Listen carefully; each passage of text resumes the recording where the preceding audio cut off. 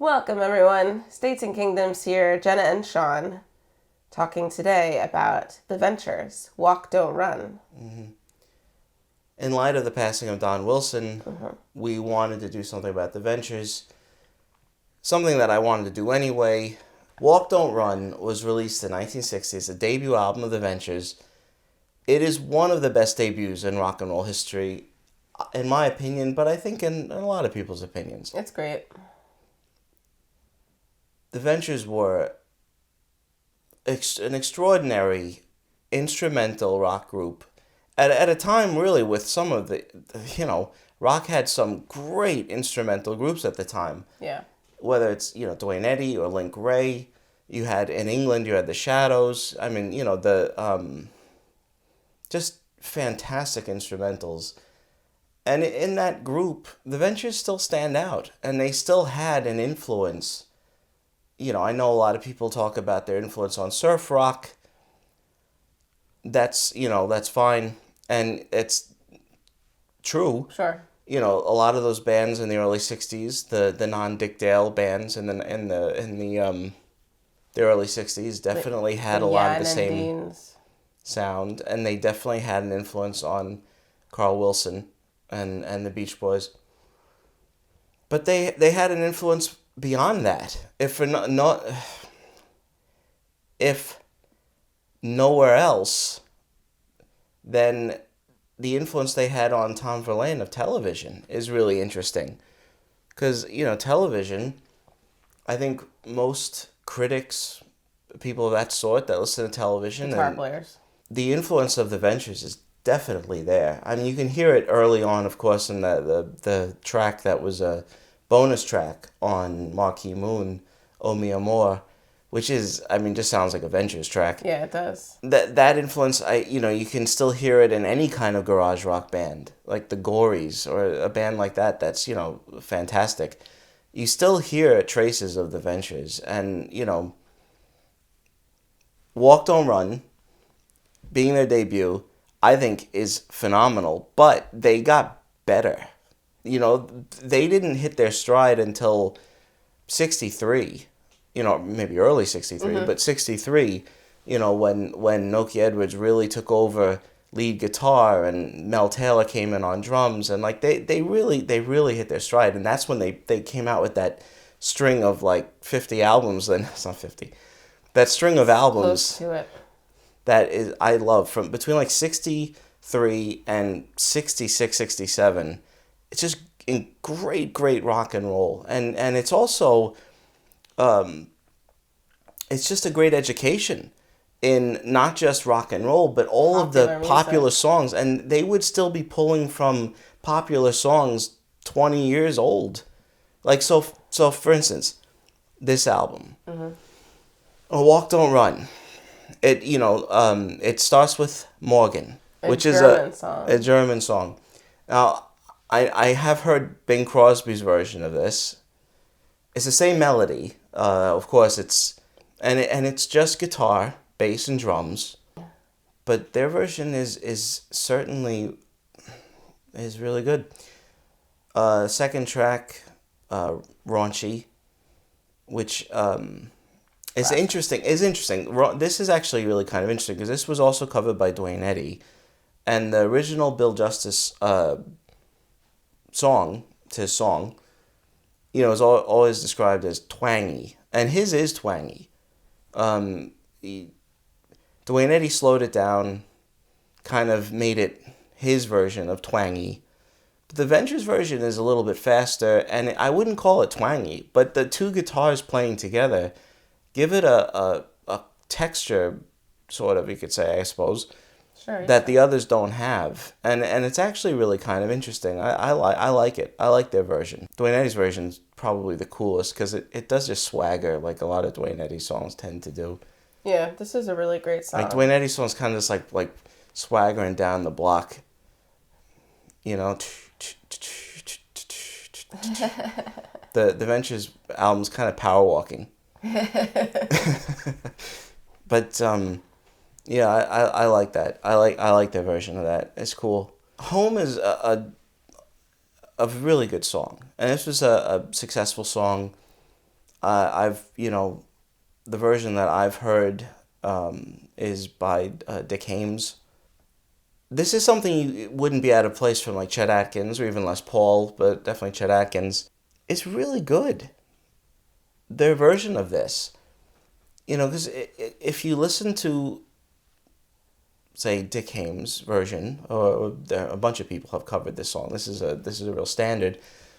But if you listen to that, and then you listen to the Ventures version of this without vocals, it's really remarkable how expressive the guitar is. Yeah, I was just gonna say that they get so much through without the words. Yeah. In every instance, you would expect that to be lacking, but it's actually so effective.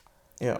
What they're able to fill in with instrumentally, you don't even miss the lyrics. And I think that's why they were such great ambassadors for electric guitar. They really show you what pure electric guitar can do, and they all, I mean, they started, of course, later on, once they got their Maserati's, the guitar seemed to get a little bit louder, and fuzz became more ubiquitous. Some of those songs are positively heavy. Well, yeah, I mean, yeah, they are. They got loud. But yeah, I mean, really, I love that period. But even, yeah, I mean, from the very first album, the guitars are so expressive, and as a harmonic and melodic instrument, it really showcases the electric guitar very well. And so a song like Home, which is a standard, yeah, it's really impressive, and it's just pretty. We're not gonna go through every song, but I do love the Tara's theme. Max Steiner was a genius, and anyone that loves Gone with the Wind or old movie scores, and you should know this score anyway. Yeah. But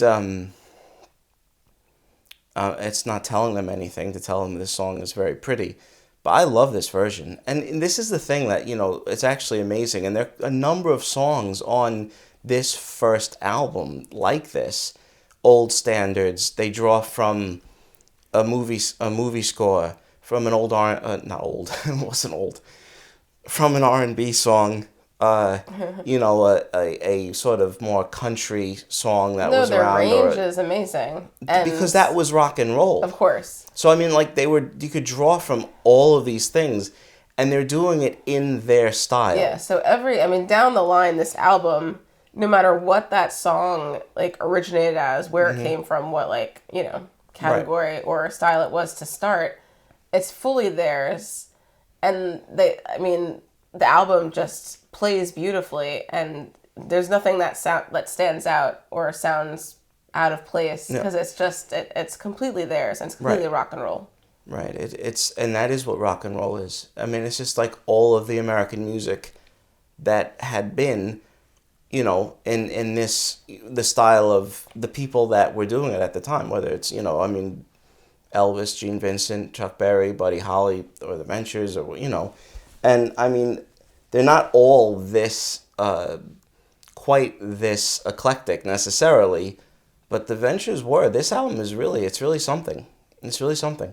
And there are a couple other songs on here, just the same. Caravan, it's a Duke Ellington song, first performed in like 1936, and yet they pull it onto this track. They pull it onto this album, and it fits perfectly because the way they're playing it, the instruments, everything that they're doing, alongside Sleepwalk and Night Train, 50 songs and 3 of their own compositions as well, which are very good driving guitar instrumentals. The title of the album is Walk Don't Run because Walk Don't Run is on it, and obviously this song was a hit when they put this album together quickly to get it out, when it was a hit, after it had become a hit.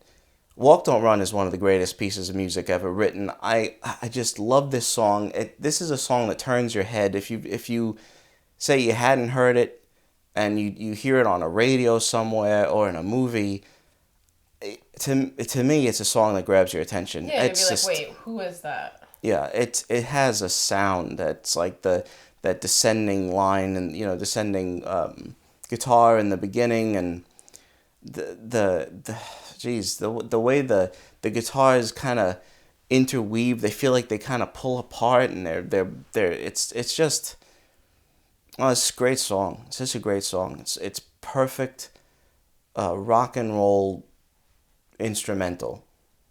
I don't think there's a better one. I mean, there are certainly a bunch of really great ones. I don't think there's a better one.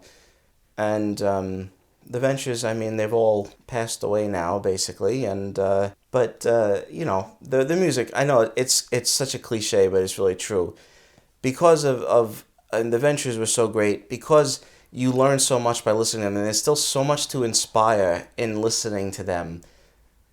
Really, their music will never die. I know it's a cliche, but it won't. It's gonna continue, and I mean, the Ventures music could wind up being more important or more influential at some point than it even was in 1960, which would be saying something, because they certainly had quite an impact in the United States. Yeah. Yeah.